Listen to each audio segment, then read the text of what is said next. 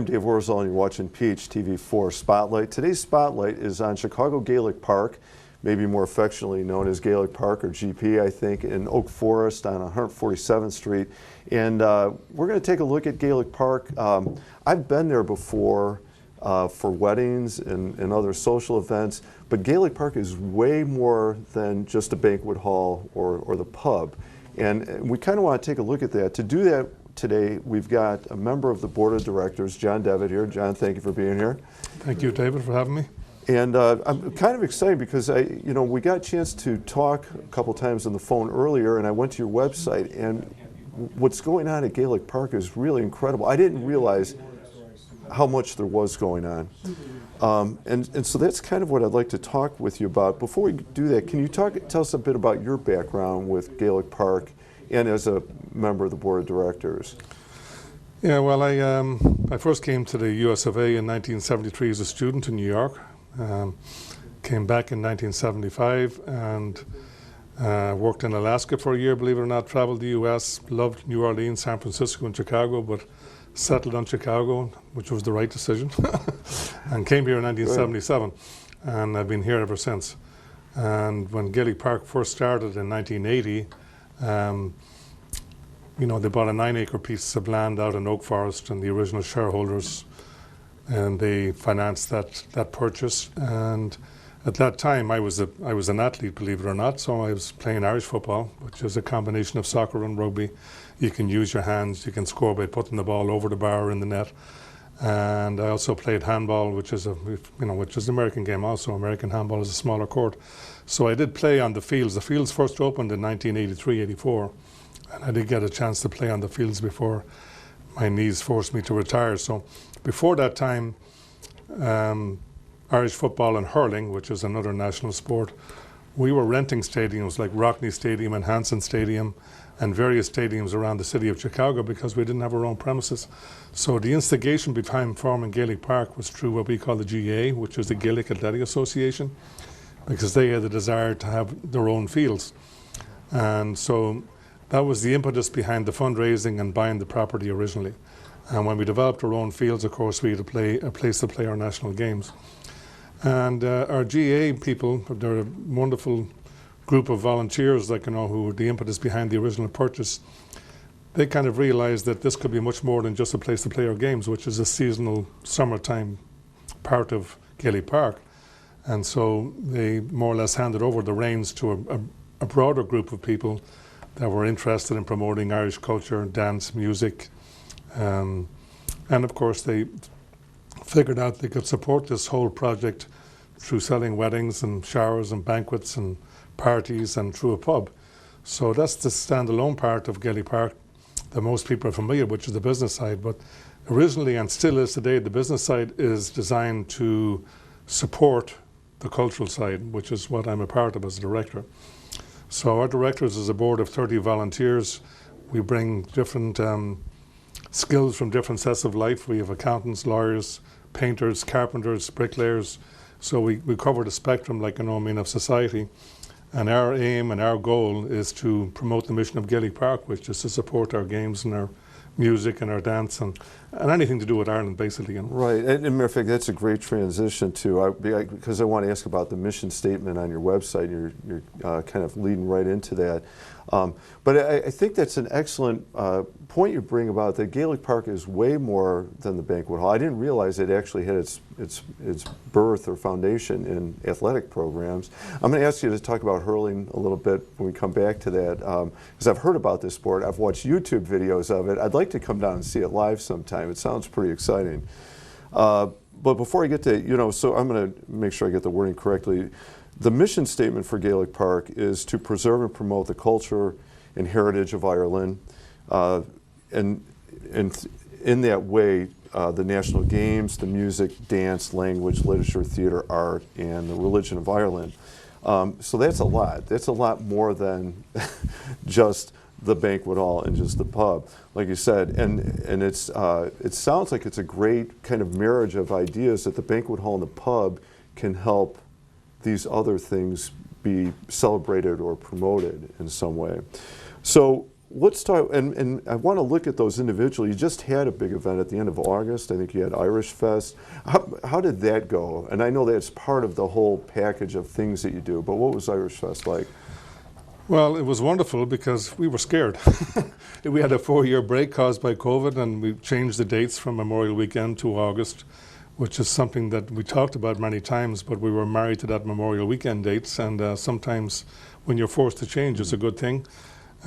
We couldn't have a carnival this year because of concerns, like, after Tinley Park and like the incident there.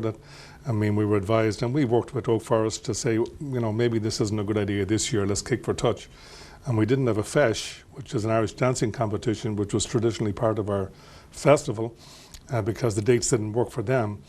We had changed the dates, and also we were in known territory. But it was a big success. We would have been happy to break even. People just loved the different dynamic, the carnival allowed people to spend more time with the music and dance, which was something we hadn't foreseen. Mm-hmm. The changes of stages, everything we did with it, turned up trumps, and the weather helped a lot. We had 2 days of 75 degrees, right, just like we had this past Sunday, that kind of weather in August in Chicago was, you can go anywhere and have a good time, Yeah. But I think maybe your question, David, to answer it is that we did have 5 dancing schools there perform. Mm-hmm. We had musicians from Ireland, from Canada, local musicians, bands from Minnesota, all playing traditional Irish music and country and western music, which is also a format of Irish music, believe it or not. And we had some local bands, because again, we recognize we're part of the community, so we had cover bands and an ABBA salute band, because our supporters aren't all necessarily just hell-bent on Irish music. Right. And Irish music, and Irish people in Ireland aren't all hell-bent on Irish music either, so we've joined this 21st century and realized that other forms of music have value. Right. So we recognize that, and we in order to give something for everybody to listen to and enjoy, we have cover bands and we have other forms of music there. But the main success of Irish Fest is that because it's a safe environment, because we cater to kids, we have a kids stage with magicians, face painters, and this year children under 12 and under were free. We're able to see 3 generations of the same family come to our festival, mm-hmm, taking photographs, because you have grandfathers and parents and kids, and they're all in the same space at the same time, and there's something for everyone to do, and they're all enjoying themselves and interacting. And that to me is when people ask me what do I get a kick out of Gaelic Park Irish Fest, I say when I look across the crowd of 4,000 or 5,000 people, and everybody's smiling and happy, yeah, and we're not losing $1 million too, that helps.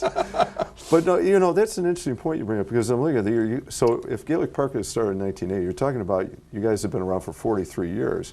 You are going to get generational things going on now, where kids went and now they're bringing their kids, kind of thing.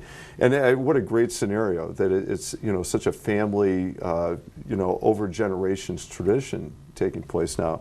And I hadn't even thought about that. The COVID stopped you guys for a few years, and you were able to bring it back. This is the first year back since COVID.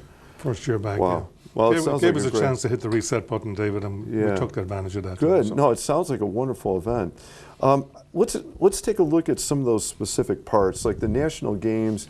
You talked about the Irish version of football, a little bit different than, so not soccer, not football, but somewhere, not rugby, something a little bit different, right? Yeah, it's kind of a combination of both. When we play it here, we play 13 aside. In Ireland, the pitches are a little bit bigger, so it's 15 aside. It's longer than a football pitch. Our pitch is 160 yards long by 80 yards wide. It's a big field. Big field. So offense and defense, to put an American terminology on it, are on the field at the same time. So you don't interchange. So it's a free-flowing game. There's no stoppages. So it's normally a 60-minute game here. It's 70 minutes when it's played at the top level in Ireland, with a 15-minute break. So the game free flows, and of course the idea is to score more than the opposition, like any game. So you can score, as I said, by putting the ball in the net. There is a goalminder there, and he's defending the goal particularly, or you can score a point by putting the ball over the crossbar. Okay. So then this. When does that season run? When would it be active at Gaelic Park? From Memorial Weekend till Labour Weekend. Okay. Yeah. All right. So it just finished up. Just finished up. Now, what about the hurling season? What is hurling? And I know, because it was actually very cool to watch on YouTube. I'd kind of like to see it live. And I know, and I think you guys can do it for all age levels too, right? Yeah. Like so when does that season run, and who participates in that? Well, that season runs a bit longer because we have a dedicated coach who's paid for by the GA in Ireland, which is the overriding body of the Gaelic Athletic Association. So he would have just run a Cool camp, C-U-L. Okay. It's actually a Gaelic word for goal. Okay. Cool is the word for goal. And the goal is, again, is to get younger children out there of all ages and expose them to both football and hurling. The amazing part of the program is that with young kids, both boys and girls, there's an innate attraction of having a stick and a ball. So the hurling is actually more popular than the football. Sure. So the hurling is a highly skilled game. I mean, I'm here almost 50 years, and my favorite sport in the US is ice hockey. I just see a lot of similarities. There are. I just think it's a high-speed game, very skillful game. And again, it's like non-stop, so right. Hurling is a very, very skillful game played at the highest level. I talked to somebody about that. Hurling reminded me a little bit of like field hockey and elements of, I don't know if I said soccer, like there's multiple things going on. It looks like it would be a pretty fast, intense game. And I imagine those sticks don't feel good if you get hit by one of them. Well, that's the skill aspect of it, is not to get hit. I mean, it really is. I mean, I say that like a throwaway comment, but I mean, I've got hit a few times playing hurling because you're not skillful enough. You don't know how to block an opponent down, like, or hook an opponent without putting yourself in that zone of that swing. Right. So, I mean, that's the skill part of it, and that's the learning curve, So does that sport run through the summer as well? Does it run side by side with the other? Side by side with the football, yes. Okay. So I need to put that on my calendar for next summer. Okay. All right. All right. So those are a couple of the national games. I mean, do you want to, what about like music and dance? We'll put them together. What types of things go on at Gaelic Park to promote those cultural type of activities? Well, we have constant concerts going on, and we have music in our pub all the time. Most of it, would be part of the blend I just described. Some local, some with an Irish flavour to it, So, and of course, our annual fest is the culmination of all that. And then we have dance schools that use our facility for teaching kids. And probably at this point, I think it'd be important to tell everybody that we're like a mothership, Gaelic Park is. I mean, the GEA, when they have their games on, there's a gate. They get the gate. The drama club, which does 2 full-length plays, one in the spring and one in the fall, they get the gate. And the dancing schools use our facility for free. So do you have a theater space at Gaelic Park too? No, we wish we had. We have one room upstairs called the Celtic Room, which maxes out 120, and they just build a stage every time for the play. Okay. And so we use that as a space as a theater space. We don't have a formal theater like Moraine Valley or other facilities. Right. It's on our wish list. Okay. Certainly some of the bands we bring or some of the concerts we bring will be much better in a theater setting. But again, I mean, to support them and what they do, we don't charge them rent, and we let them keep their gate because that kind of supports their mission, So, and that's it's a pretty ambitious goal for us not to be charging space for the space. No, it's incredible, and it is a great way to promote that because then those organizations have a budget that they can work with to develop their next show or play or whatever the thing is. And it's interesting because you kind of mentioned 2 things there that are really important to consider. That you have not just the performance thing that people can come watch and attend, but people can take classes to learn how to, like, it sounds like dance. And I know you offer a variety of classes and workshops, right? That's part of it. We've got one coming up right now, David, starting in the middle of October, jive dancing, which is a form of country and western music. It's going to be a 6 weeks course. I think it's $10 per week. But I mean, it's been done before. We have Irish speaking lesson classes, Gaelic speaking lesson classes. I mean, I think you referred to the book club. So we have a lot of ongoing. We welcome anybody into our building, basically. If you want to do something that we see value in, like, just come in and we'll give you the space. Don't charge your rent. We'll turn the heat on. We'll put the chairs and tables out, and we'll let you do your thing. And you mentioned like with the book club. We've been talking earlier that there's a book club, and I think they get together once a month. You don't have to be Irish to attend the book club, but you're going to read a book that is written by, I'm guessing, an Irish author, as addressing Irish culture or the Irish experience in some way, right? So there's that option out there. Anybody out there in the community who wants to either see or experience some part of Irish culture, Gaelic Park offers that opportunity. We've talked about theater, literature. You mentioned the language thing. Art is addressed as well. How does that roll in?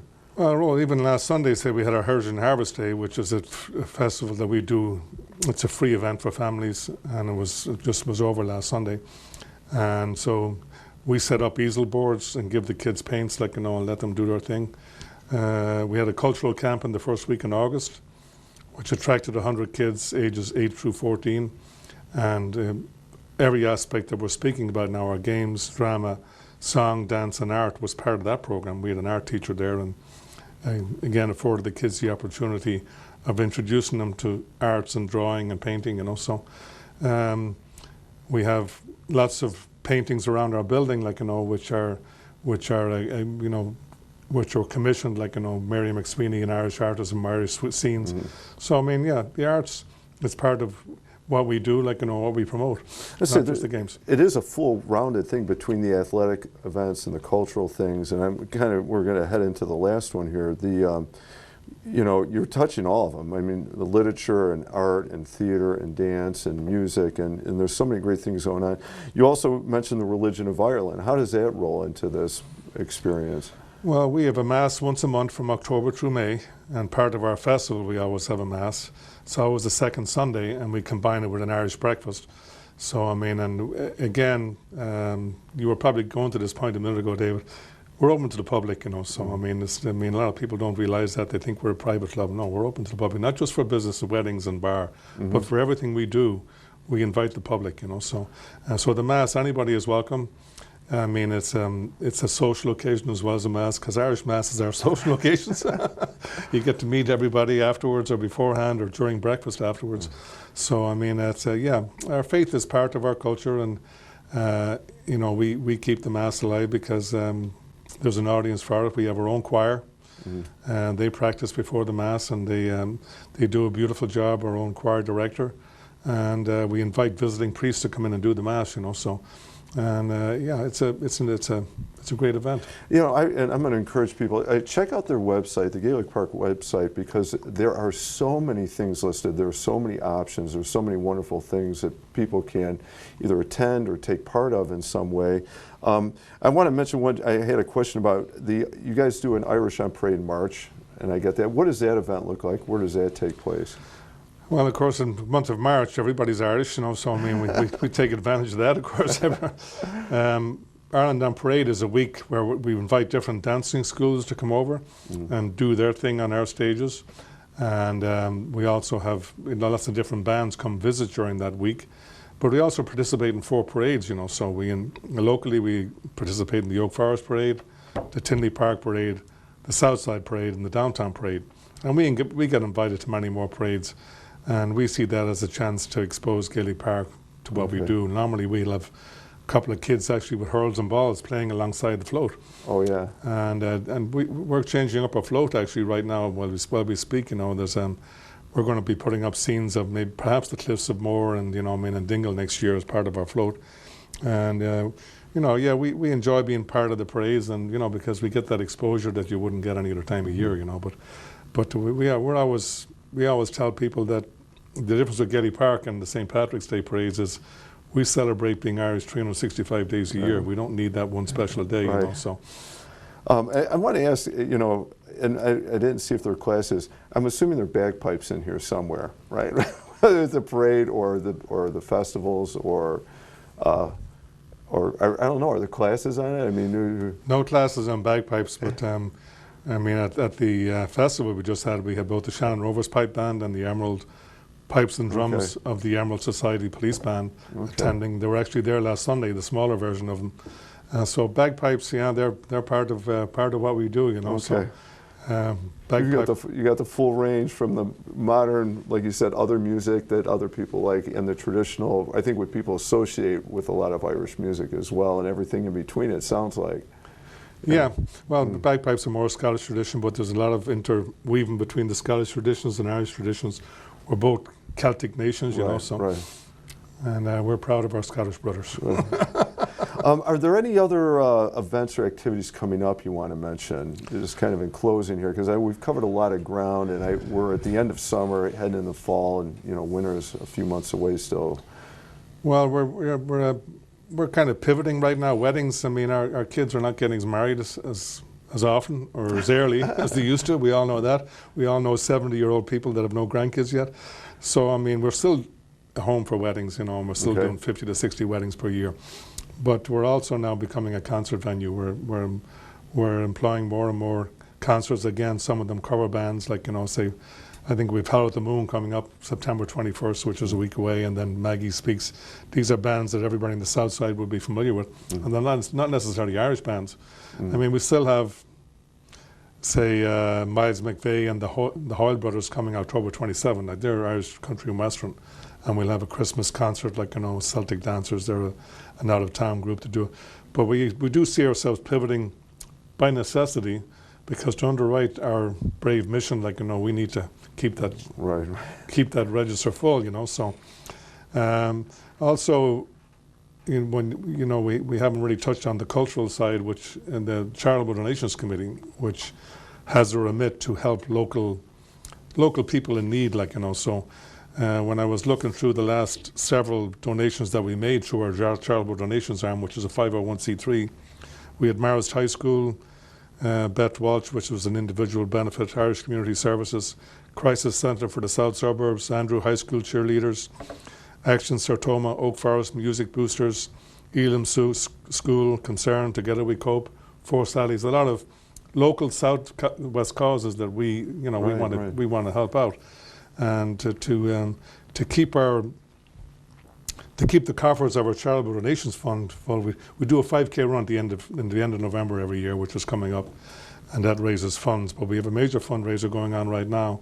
We're building a house at 104th and Sawyer, and there's a raffle for that house the end of March next year. The tickets are $100. You can have either win the house, which is valued at $650,000, or take the cash option, which is $450,000. Okay. All right. Well, look for your raffle ticket. I'm going to tell you, that is amazing, because I mean, what a comprehensive organization Gaelic Park is, and because there are entertainment things going on. There's obviously the weddings and the pub. There's all the cultural activities. There's all the charitable things that you guys are doing. It sounds like an incredible organization, and you have so many wonderful things going on. I definitely want to encourage people, check out the website, check out a chance to go to an event or check something out, an activity or a concert or a fest. Or fesh, and I've read about that on your website. I feel like I didn't even know that was a thing, and now this becomes one more. I got to put this on my list. And I got to get to a hurling thing. It's high on my list right now. John, that's really good. Is there anything else you want to mention? I mean, we covered a lot of ground here. No, I appreciate you having me on your show here, David. I mean, we've been in touch for a couple of weeks. I feel like I know you a little bit. Yeah. And thank you for the invitation. I appreciate it. Oh, this has been good, John. Thank you for coming in. And what a wonderful organization you guys have in Gaelic Park. So thank you. Thank you, David. I'm Dave Wurzel, and you've been watching PHTV4 Spotlight. Today's Spotlight has been on Chicago Gaelic Park in Oak Forest on 147th Street. Thank you for watching.